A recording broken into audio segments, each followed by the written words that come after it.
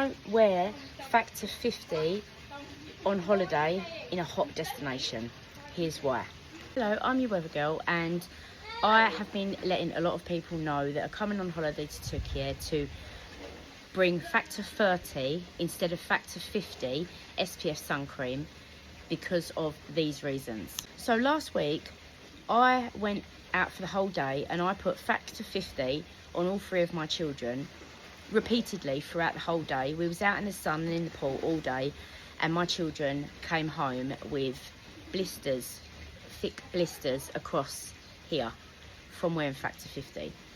Now bear in mind, my children are all half Turkish, therefore they've got the natural olive skin in their genes. Spoke to a lot of people about what had happened, and they asked me if I'd use Factor 50, and I said yes, and they said that's the reason why you should always use Factor 30.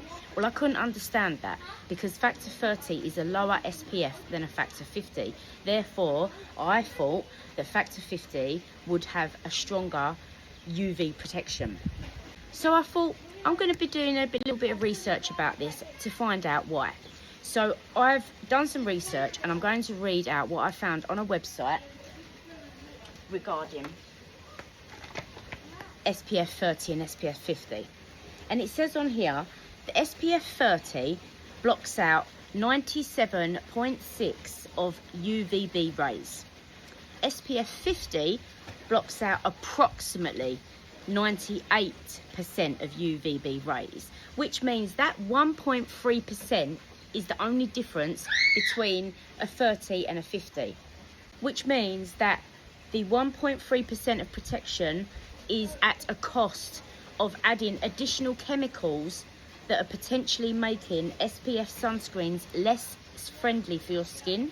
The higher the SPF, the more additional ingredients that they need to put in to achieve the level of protection, it says here.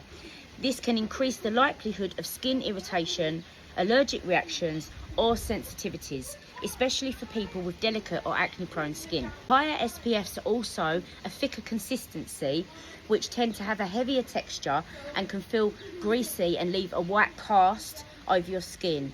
And it may deter you from being able to do regular applications because it just feels like you're clogged up. It reduces the effectiveness of the SPF if you're just reapplying over the clogged skin anyway.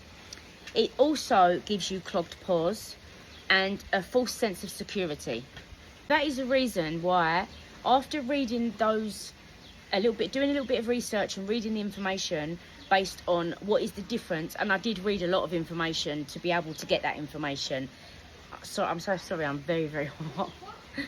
It's 37 degrees on my balcony in the shade right now. They're the reasons why I would like to just let you know that if you have gone out and bought Factor 50, please, if you can, take it back and go and get yourself Factor 30. It will give you a better protection. Realistically, you're meant to be reapplying sunscreen every 2 to 3 hours throughout the day, a little bit more often if you're in the sea or if you're in the pools anyway. So please, if you've gone and bought SPF 50, please go and take it back. Go and get a lower SPF, reapply it more frequently, and hopefully you will not end up with the same problems that my children unfortunately ended up with. Bye.